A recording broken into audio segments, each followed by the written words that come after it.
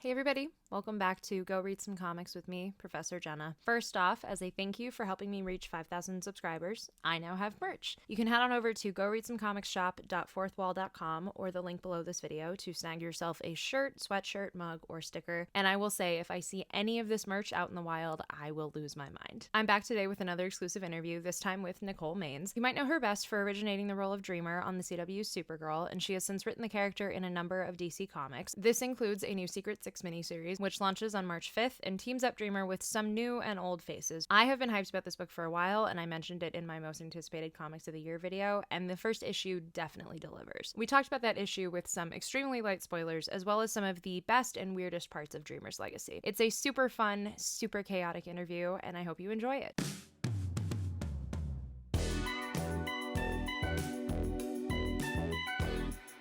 It has been so fun to cheer you on as you've written more and more for DC over the years. So I'm really curious, how did this specific book come out? This was pitched to me by Paul Kaminsky and Mark Waid at Comic-Con last summer. We had just done the big Absolute Power panel. I was chilling at the DC booth and they came up and they're like, hey, we have a pitch for you. We have an idea. What do you think of this? And I was like, yeah.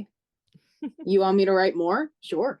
Okay. Because this is the thing. I'm going to keep doing it so long as no one tells me no. And I'm shocked that no one has yet. I know a lot of comic fans, myself included, have a really strong attachment to Gil's Secret Six. Yeah. So outside of the roster of this run sharing a couple similarities, are there any ways that that book kind of inspired your take on it? 100%.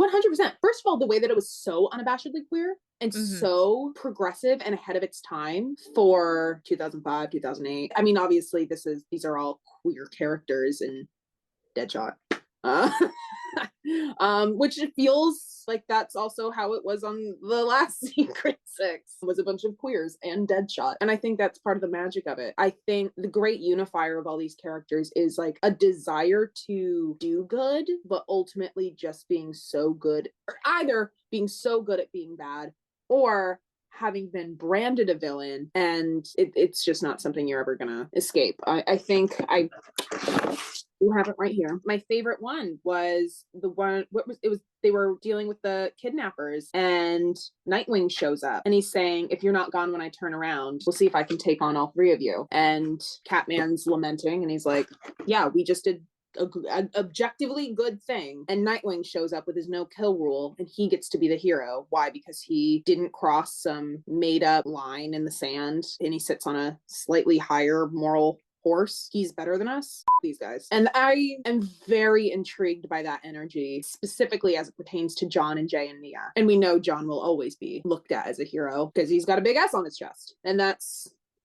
never going to change, and that is a point of privilege that he will never have to not live without. And then you have Jay and Nia, who don't have that and are respectively a cyber terrorist and a war criminal at 18. And they're like, yeah, no, we're all good people. Sure. Yeah. Not that that's really up to us. Kind of going off of that, I really love the energy of issue one, not shying away from the grief and the trauma that everyone is experiencing and kind of the adversarial dynamics that result from that. How important was it for you to kind of center those emotions and the messiness that comes with it without it being too much for the reader? Well, first of all, Secret Six is always going to be messy. It's got to be messy. And there's got to be lots of gross, weird interpersonal team drama. That's what pushes it forward. But also, I think that's just for any book, it should be character driven. It was important to me after Absolute Power to tell a story specifically from the perspective of their pain and of their grief and of the trauma that they all went through, because they were each affected in a very profound way and were each targeted really and used more than the other superheroes were. So I think it makes sense to have a story that's picking up from that perspective and saying, okay, for John specifically, a great example, he has lived his life so certain that he's a monster, right? And now Amanda Waller has gone and forcibly turned him into one. And now after that, it's a thing of like, it's fine, it's over, I'm fine, everyone's fine, we don't have to keep having this conversation, right? We can just ignore it, we can just move forward. And Jay's like, we can, I can. And Dreamer is just disaster. I was really moved by her first scene in this issue, and especially given our current moment. How does it feel to be having things like bottom surgery be represented in mainstream comics? Thank you for asking me that. Really good. I was really happy to get to work in it. I wanted to make sure too, because that is always going to be a part of who she is. She's at that age where this is part of the she would probably have had this scheduled. She would have had this to look forward to. And now she's not getting this big part of her life, her personal life, because of Amanda Waller, because of absolute power, because of what she was forced to do. And I think it is another great way to look at the way that Waller has impacted the lives of these heroes. For Dreamer specifically, she has nothing left. She doesn't have her job. She doesn't have her school. She's been missing class this whole time since Lazarus Planet, since she was thrown into a volcano. Her friends have abandoned her. She's not allowed on the Justice League. She's a war criminal at 18 and she missed her surgery. She has nothing to look forward to. And the worst part is she tried to kill herself and then guess she's immortal now. So that's super fun. Great. Now she's just begrudgingly, unwillfully still alive and has to deal with the consequences of her actions, but more so Amanda's. I was very happy to get to work that in a way that, of course, both drives story and drives character. But yeah, is also like, this is a trans woman superhero. This is a part of who she is. This is a part of her life. And trans people exist regardless of whether or not whatever administration says. Because that's what comic books are about, man. That's what they're for. That's what they've always been for. And anyone who says otherwise probably didn't understand Punisher very well. So I love the dynamic between Dreamer and Black Alice, especially in this issue. I feel like a couple of their scenes are going to set the fandom on fire. What can you tease about how their dynamic evolves over the course of these 6 issues? I'm still trying to find spaces for them to be like teenage girls, like talking about teenage girl shit. I don't want to lose Jay, John, Nia, and Lori's youth, if that makes sense. I don't want their age to get lost in the shuffle of everything that's happening. And I'm trying to find these moments to carve out opportunities for them to connect as these young people and to kind of poke fun at like, oh my God, do you have a crush on this person? Oh my God, wait, shut up. You do? Oh my God. But also Black Alice is so crazy and such a bitch that it's fun. It kind of reminds Nia of her sister a little bit in a super bad way because Nia hates her sister. So we only get a glimpse of them in this issue, but what can you tease about your take on Catman and Deadshot? I've read your previous interviews talking about the kind of like sexual tension they have between them. I cannot wait to see what your take is. I am writing Catman and Deadshot specifically from the perspective of the 2005 splash page of them in the kitchen holding weapons to each other's throats in their underwear in that standoff. I was like, okay, so that's where the goalposts are as far as these characters go, right? Like that's where we have to start from. So they have a whole history. Cat shot I love it. Is what we've dubbed it. Or Dead Man also works, I guess. A little confusing, probably. A little more confusing. Yeah. But they have their own history post the last iteration of the Secret Six. A lot has gone down between them from the last time they were on a Secret Six team together between now when Catman is reintroduced to Deadshot, post Task Force Z, post being dead, being resurrected, going back to work for Amanda Waller, especially after in previous Secret Sixes, Deadshot was able to tell Amanda to like stuff it to her face. And he's like, no, this is where I belong. And then he went back to work for her. So for Catman, he's kind of like, so my drag, right? Interesting.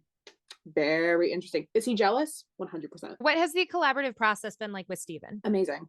Because Steven's art is always spectacular. And I'm torn because he'll send in the inks and they're so spectacular. And he's doing this really beautiful thing where, so he was telling us that his first art style was manga as a kid. And for me, those were a lot of my influences growing up because I didn't have a local comic book shop. I was watching Inuyasha on Adult Swim at Saturday morning. And so that is cool to kind of see because we're both kind of, I think, operating from the same idea. And he'll send in these inks and I'm like, maybe we should just leave it in black and white. It just kind of eats. And then Rain sends in the colors and I'm like, no, never mind. It's so pretty and glowy and cute.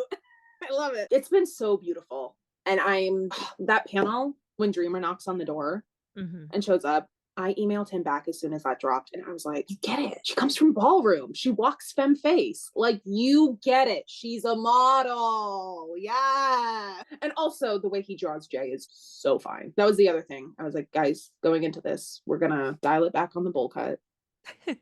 We're going to get him some contacts. Everyone is hot in this series. Everyone's gorgeous. That was the directive. I was like, this is going to be Days of Our Lives, messy superhero, soap opera, drama, fueled by a collective hatred of Amanda Waller, and everyone's gorgeous and a bad person. Except for John Penn. He's a good person.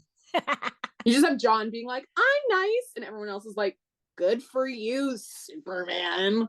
Oh, is Superman a good person? Low bar. You've talked about it throughout this chat, but it feels so rare and beautiful for an actor to have ownership of their character in the way that you have had with Dreamer. You're like putting her through the ringer and making her kind of a girl fail, as you've said in other interviews. How does it feel all of these years later to still be the steward of her and to like have people be falling in love with her from so many different facets of what you're doing with her? Really, really good. I love this character so much. My relationship with her is so unhealthy, but I have been able to tell these stories that really connect with people and to continue to give people the representation that Dreamer offers, like we said, especially right now, is so important and groundbreaking and radical. And to have her in these stories, having her be a main character of absolute power, Mark Waid's words, not mine, just to have a trans woman at the forefront of some of these big comic book moments is like invaluable. And like I said, this is what comic books are for. This is what superheroes are for. They are here to tell the stories that matter, discuss things that are important, represent underrepresented communities, and give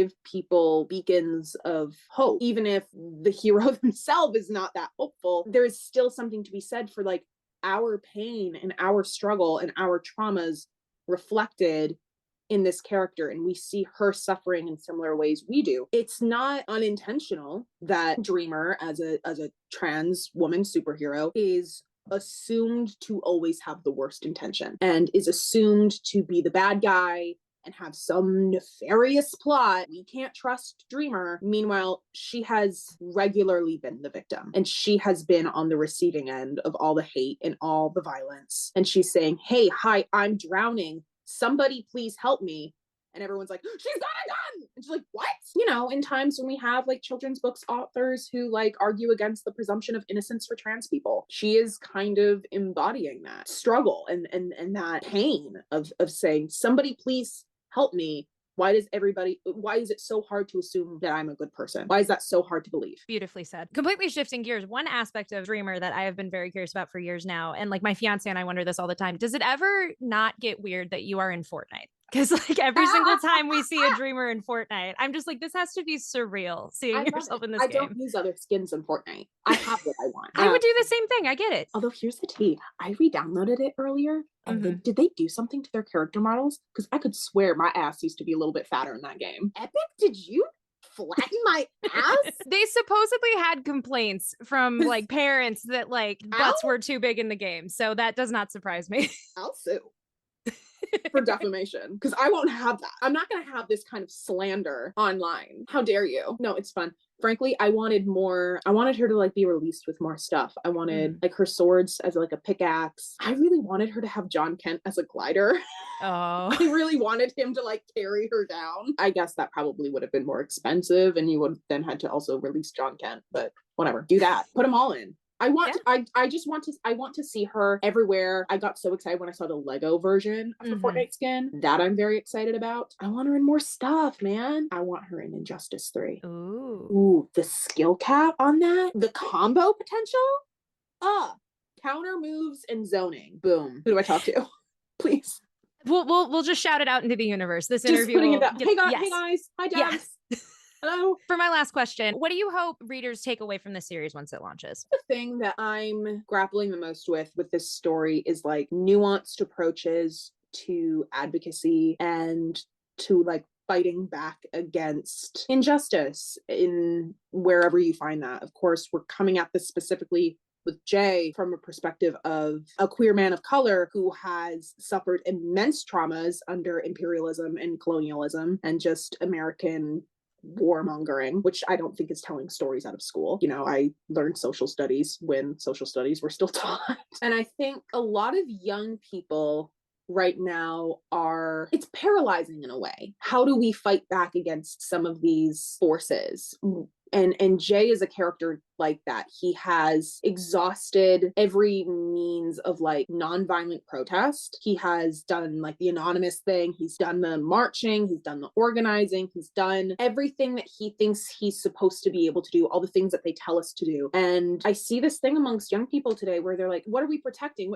Does it need to all come down violently? But you can't do that because there are people who depend on this, but then you don't want people to get caught in the collateral, but then also, well, okay, so are we just paralyzed? Are we just being held hostage by a oppressive system? Absolutely. How do you fight back? And that ultimately, I think, is what this story is about. These three teens who have undergone such serious trauma, and now they all have to draw their separate conclusions of, okay, how am I going to fight for a better world? And if I'm not doing the Magneto thing, am I part of the problem? Am I protecting an institution? No, I'm protecting people who would be caught in the crossfire if that were to just disappear one day. There's no clean cut answer. It's messy and difficult and painful and nuanced. And I think that's what I want people to take away from it. Things are so never black and white. There is not always a right and wrong answer. Shit's hard and shit hurts. Beautifully said. Beautifully said. Thank you so much for taking the time to chat, and I cannot wait for everyone to check out the book. It is just so much fun. Thank you. Well, now that I've said all those really big concepts, now I have to figure out how to make that like read on the page. I know you'll do it without a doubt.